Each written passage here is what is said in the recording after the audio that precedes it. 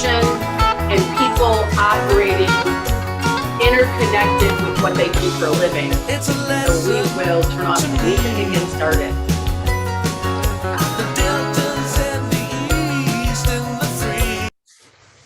All right. So I'd like to introduce you to Michael Lowe. And Michael Lowe has been a client of Keen Alignments for the last couple of years, maybe 3 years. Michael, tell us a little bit about yourself. So I've been a general manager in a manufacturing plant up until recently. My last paycheck, I think, is tomorrow.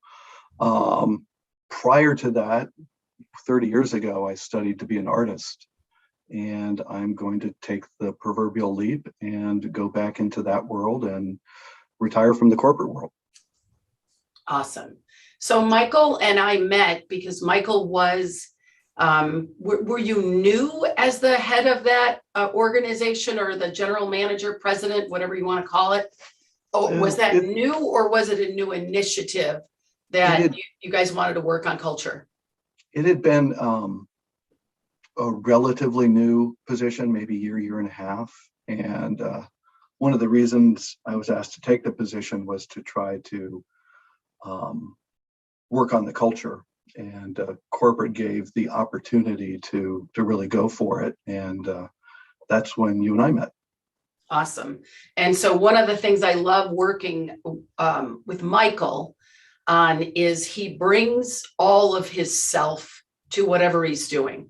You completely immerse yourself.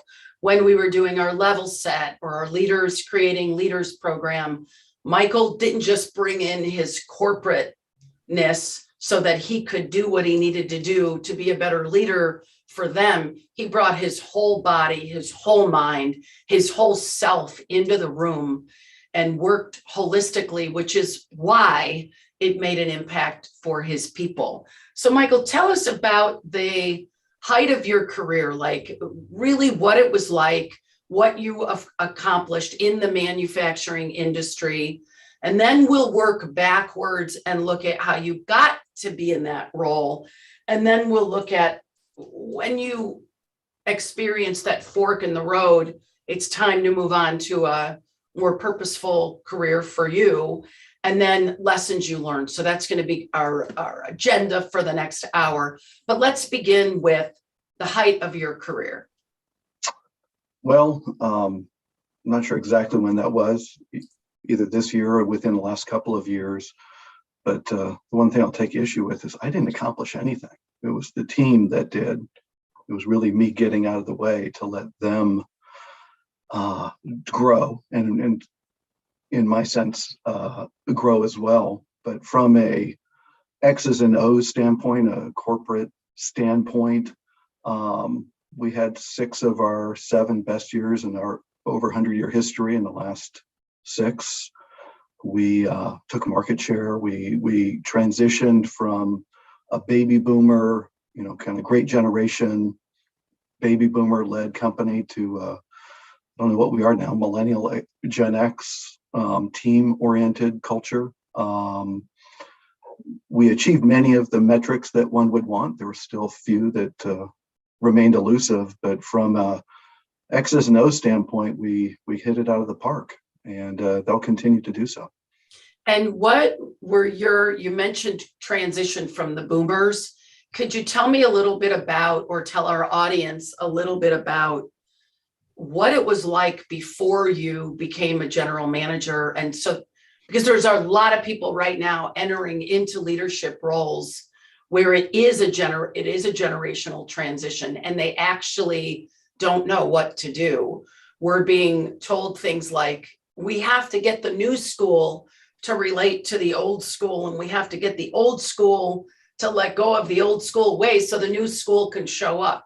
All sorts of different ways people are describing this generational transition. So let's talk for a minute about what it was like before, and then let's call you the transition guy, because you really were doing that. Absolutely.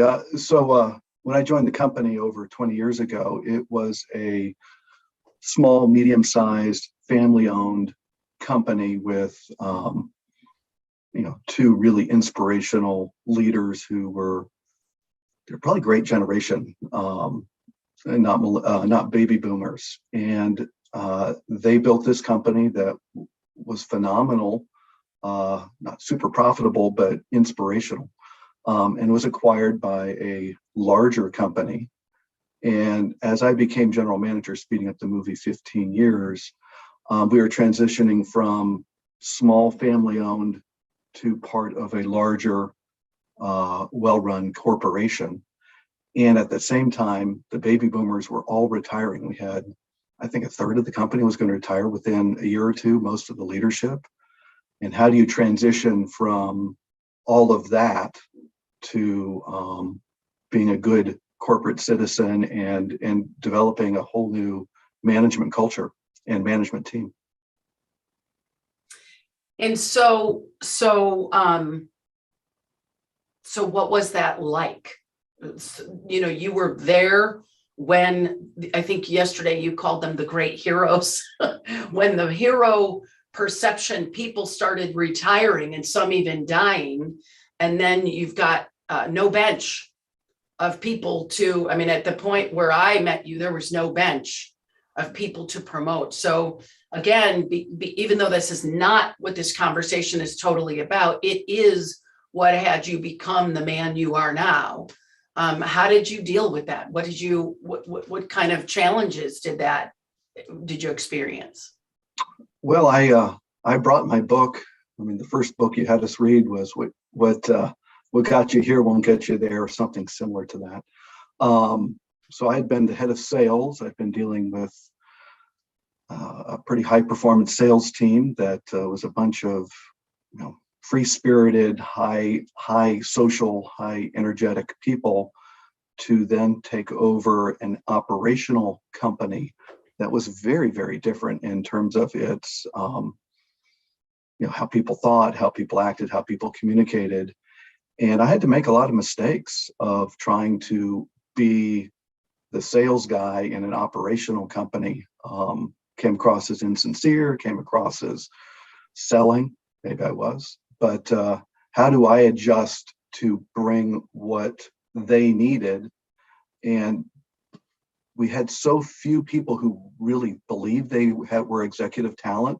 So having to convince people and invest in people to really grow and find their next level.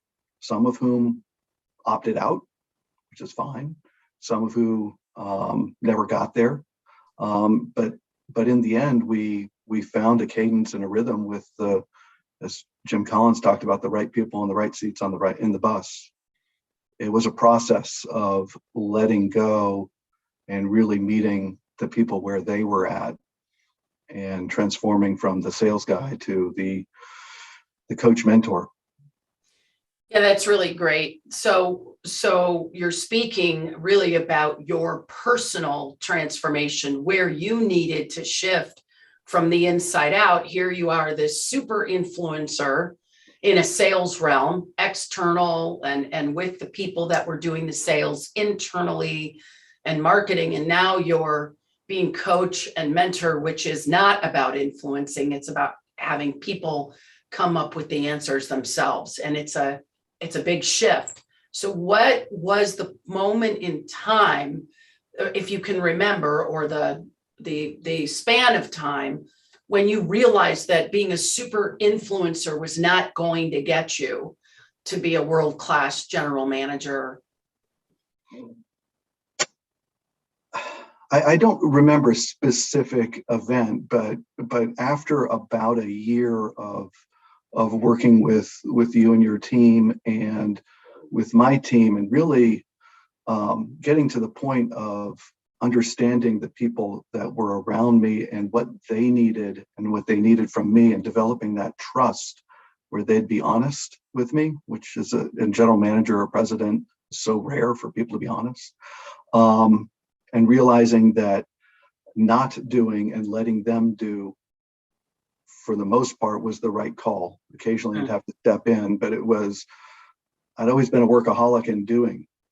and realizing that that's not the role. It's a different role. Took about a year of making mistakes to starting on the path to getting it. Yeah. So when you talk about doing, I'm seeing like, if there's a box in the middle of the floor, if you're a doer, you're going to pick up the box and put it away. It's got to get done. It's got to get done now. And it sounds like you had to slow down that immediate knee-jerk reaction of it's got to get done. It's got to get done now. It's manufacturing. Time is one of the key measures in manufacturing. And so sounds like you had to separate yourself a little bit from we've got to get it done. We've got to get it done now to I have to build the next generation so they can get it done. Yes, I had built a track record of success by just overworking and getting everything done myself, and realizing I was getting in the way of these performance people who they needed to do it themselves. We called it the kitchen, getting out of the kitchen, letting the chefs cook, and knowing when to enter in when there was a problem, as opposed to I had to be at the center of everything. It was very Zen, letting go to be one with it all. Yeah, good. And so I'd like to know a little bit about what development you had to do for you, your inner work, in order to let go and be Zen. And then the second part of my next question is going to be, what were the things you actually did? So there's the being, that's the developing, the cultivating the inner self, the letting go, which is like a metaphor, but what does that really mean? So I want to know the work you did on yourself to get from that hard charging head of sales, producing the big numbers, working with all these free spirits, to now being a teacher of teachers, to a leader of leaders. What was the inner work you did, if you're willing to share? I'll share some of it. There was a moment when we had a level set with you, and I had to sit in front of, I think it was 30 people, doesn't matter the number, but coaching was, the only thing I could say was thank you. And one by one, everybody knew what was working. And more importantly, they were very free with what was not working and what they needed. And instead of defending myself or explaining myself, or the only thing I could do is say thank you. And that listening, and then adjusting my one-on-ones, a buddy of mine told me how they were doing their one-on-ones. And it was 3 simple questions. And I started adopting that. And that is, what's working? What's not working, and what goals can we agree upon? And that really helped solidify with most of the people that were in the management team or the next layer, kind of a symbiotic, we understand each other and we're going to work towards this together. And what do you need from me? And what do you not need from me? And we developed a very honest session. You have to be honest with yourself. We do these things called information and exchange meetings, where you get up and talk about what's going on in the company. And for a while, I was not leading those. We would have everybody from different parts of the organization talk about what they were doing. Much more buy-in, much more coming from their point of view. It's not about me, it's about us. And me being a servant of us. Those are among the things that I did we did to adjust to being a very listening organization. So it's interesting, because what's coming up for me right now is one of the core values that you guys created was we get you. And I think there was another one about we have your back. We have your back. Yeah, we get you. We have your back, we get you. And it sounds like you took those core values and internalized them for yourself, where the sales guy, if you have an objection, we're not going to buy because of this or because of that. A good salesperson has always been trained. Yeah, you listen, but then you respond and you overcome that objection. Well, if you're doing a one-on-one and asking people, what about my leadership works and what about my leadership doesn't work, when they tell you what doesn't work, you cannot overcome that objection. You have to just hear it and listen to it and internalize it.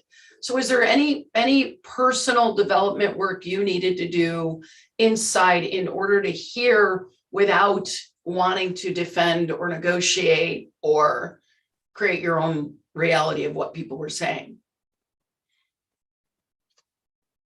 I really had to listen to what was not working. I had always focused on what's working and what the results, and this really wasn't about the results. We had them, they were coming, but this was about how do you transition yourself to support a team that's going through such tremendous change. And, we, in the first level set, you kind of coined us as the, what was it, the misfit toys? We were all kind of half broken. You coined yourself as that. Okay, I coined it. But we had a huge self-confidence problem throughout the organization. And one second, low self-esteem across the board. So it wasn't that the company made people have low self-esteem. It's that the people who gravitated to that company did not see themselves as leaders.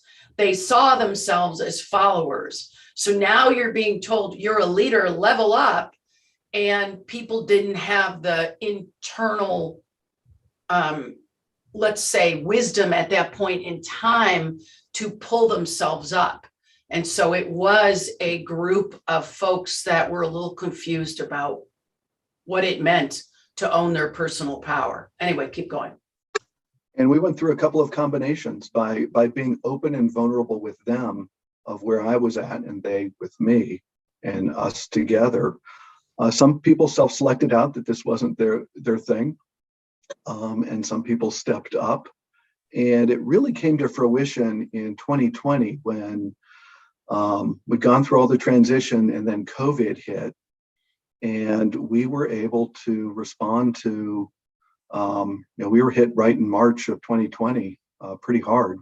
And we were able to respond to that and core team stepped up.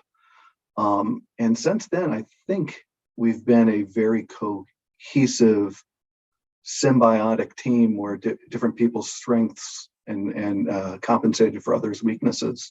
And I found myself with a lot less to do, but really just as a coach, which was a really weird place. Good. So one of the things that I remember in March of 2020, you and I talking about is all of the work that you did with your leadership team and all of the work that they did on themselves. Michael keeps mentioning Level Set, which is our entree, our first program for cultural transformation. It always begins with the leader from the inside out. All of the work those leaders did on looking at their strengths and their weaknesses and what worked and what didn't work and developing their self-esteem.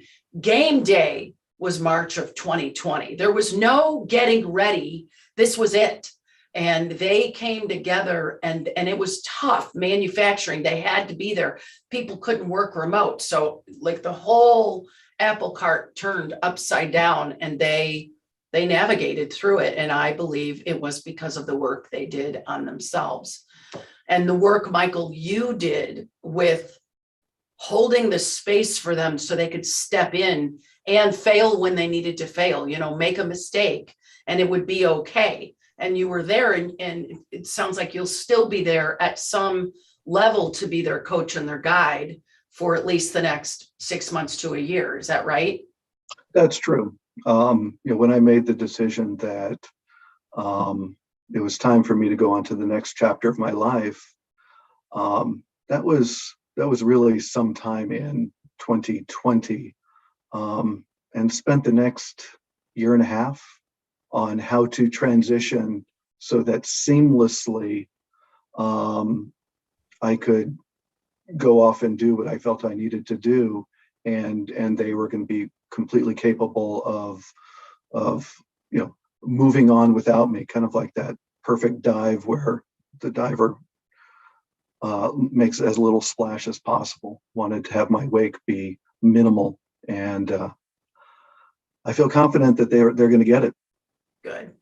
Well, it takes a big person to get out of the way and let other people step up, and the people who don't want to step up, to let them go back. Like, I know one of the high potentials, everybody wanted this guy to step into leadership. He didn't want it. And to be able to give him the space to say, you still have a job here. You don't have to be in this level of leadership, but to give people the choice to step forward or step to the side and allow someone else to lead. Some people, when they don't want to be leaders, they unintentionally block the leader from success. And I don't believe that happened. I believe the people, some people actually left the company, but the ones who stayed, who didn't want the responsibility, acquiesced and said, okay, I'm going to get out of the way. And I believe that's your leadership and your mentoring that allowed that. So I want to take a step back, and I want you to tell us about your career path. How did you wind up as the general manager of AB&I? Where did you begin? I have no idea how this happened. So what I wanted to be when I was in college and shortly after college was an artist. I focused on art. I used to teach a little bit in the south of France and in San Francisco, and early 20s was trying to pursue the gallery scene and had some initial success. And then life happens, and a baby comes along, and one has to decide, do you want to be a starving artist with a family or do something more practical? And I was kind of getting tired of being a front desk clerk as graveyard shift at Howard Johnson's waiting to be robbed next. So with my art skills, I was qualified to be a temporary receptionist. This is Michael. Thank you for calling Palladium Consulting. This is Michael. How may I help you?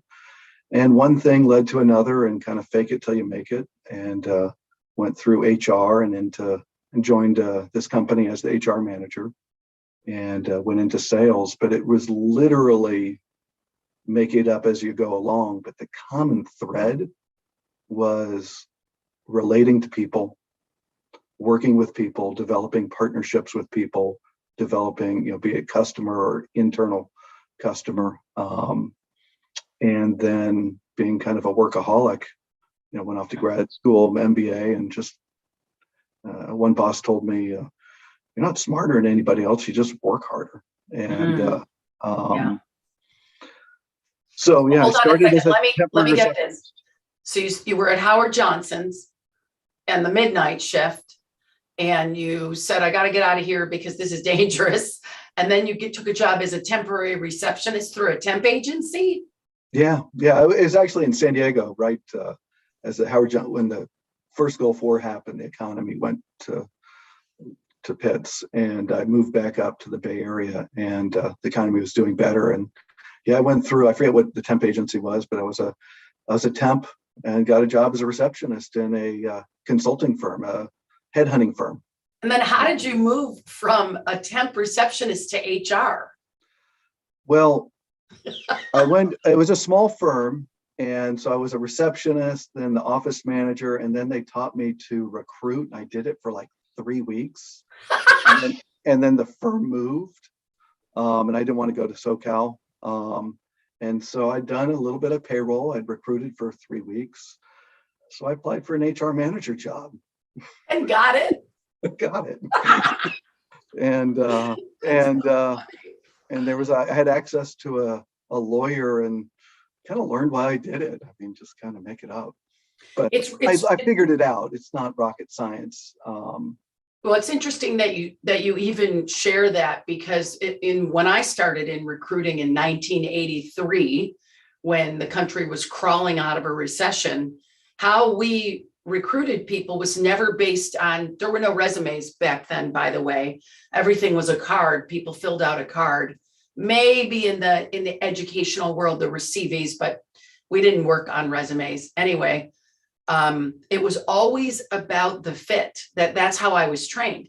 Find somebody with the work ethic. Find somebody who shares the values. Teach them the rest. And it's interesting because right now we are in a mass void of people with experience for many, many, many roles.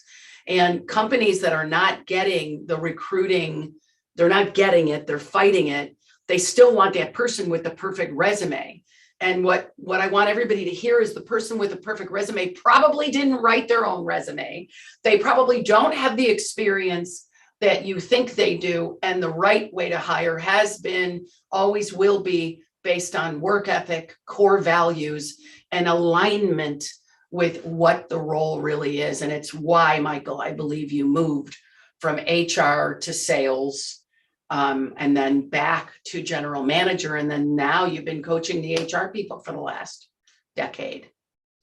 One of the things that I agree everything you said. I mean, if it's not there internally, the education and learning the specifics is not going to fix it. You need to have it internally. That can be grown, but it needs to start. You had a session where it's remained with me that get it, want to have the capacity to do it. Yeah. That those three things need to be there. They have to get it. They have to have the capacity to do it. Doesn't mean they've done it before, but they have capacity. And they will have to want it. If one of those things are missing, it won't work, unfortunately. So get it means they have to, the elevator needs to go all the way to the top floor. Their brain needs to click and understand what you're talking about. Want it, they have to have the internal desire, the passion. Like Michael said, he did whatever he needed to do to learn, and nobody paid him to work at home to learn. He just hunkered down so he could grow. And capacity is the combination of your intellect, your will, your skill, your ability to learn, and your ability to expand to the level that the role needs. And that's not a Maji thing. That's a Traction Gino Wickman thing, or Wickham thing. And it is always the way I recruited. So here you are now at general manager, which, can you just explain for people that don't understand what in retail, everybody knows what a general manager, what does a general manager do in a manufacturing company?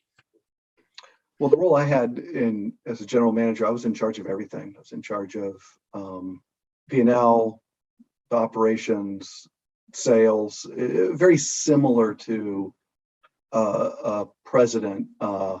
We went through kind of a corporate centralization process, which is understandable.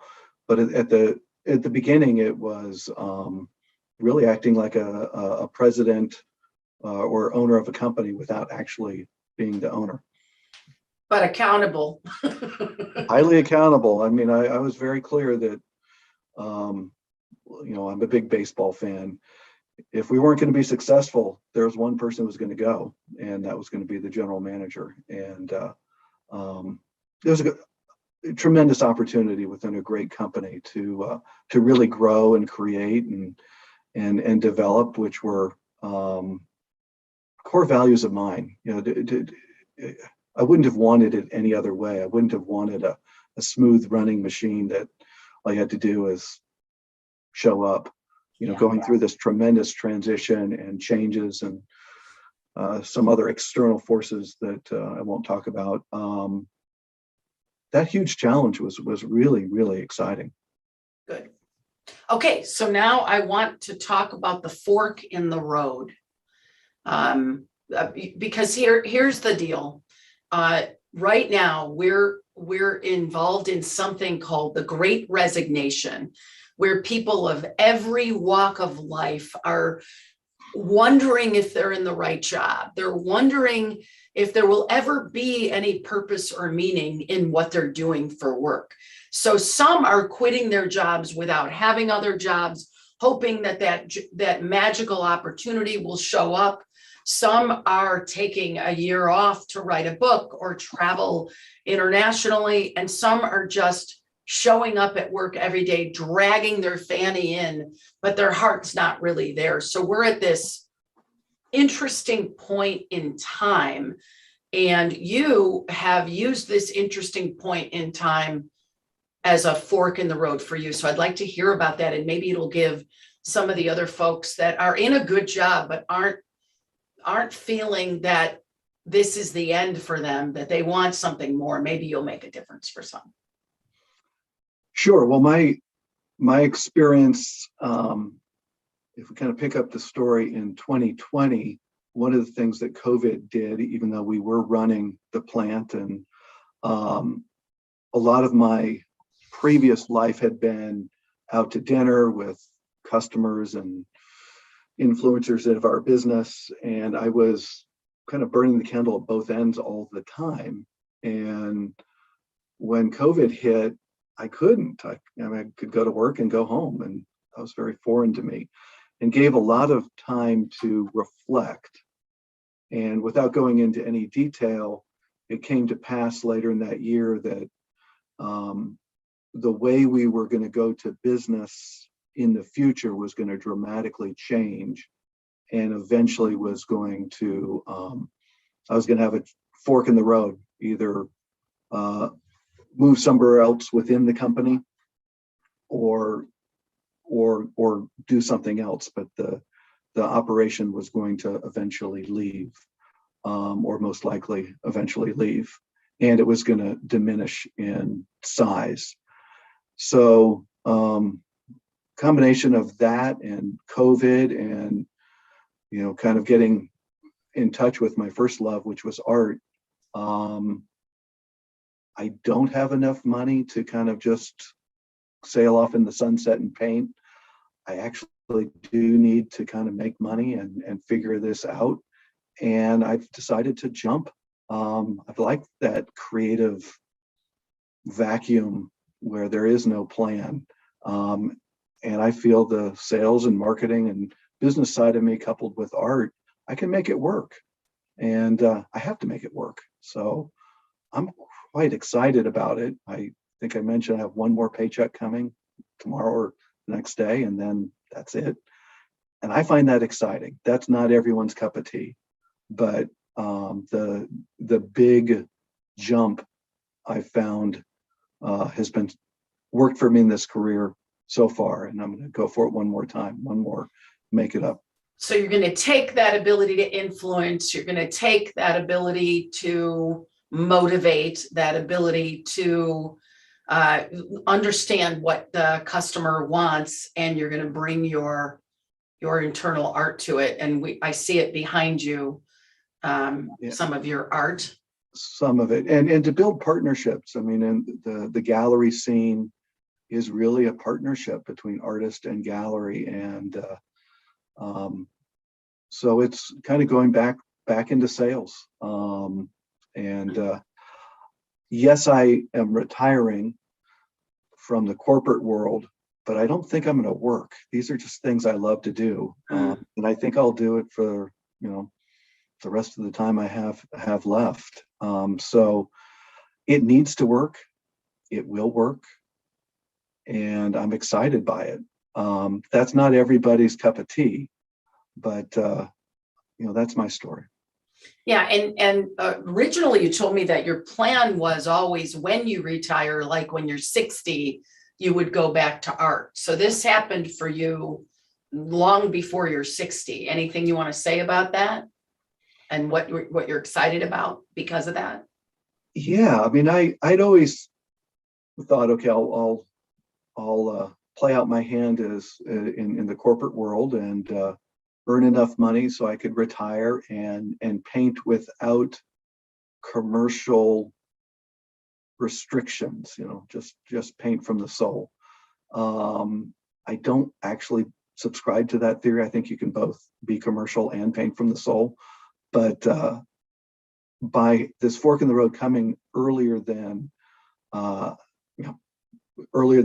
my plan, I'm actually very thankful to it, because I feel I've got a lot of energy left and a lot of drive left. And now I get to try to push that market, sell, and go out there in the world and try to make it, as opposed to being too comfortable. I think I do my least good when I'm comfortable. There needs to be drive, and I've got it. Awesome. Awesome. So a couple of weeks ago, you had your farewell parties and your goodbyes, and I was talking to you on the phone, and I think it was our final coach, or I hate the word final, but it was our completion coaching call. And we went through a whole process of career transition and what are you happy about? What are you not happy about? What are you celebrating? But this call was really what are you walking away with? And I'd like people to hear a little bit about your completion process, because there are many, many people completing on their jobs and they don't necessarily know how to do it with integrity or how to do it and leave things whole and complete. So I'd like you to first talk about that. And then I'd like to end the program today with what are your biggest lessons that you learned through your career and transition? But tell us a little bit about what you needed to do to complete with integrity this 30-year career.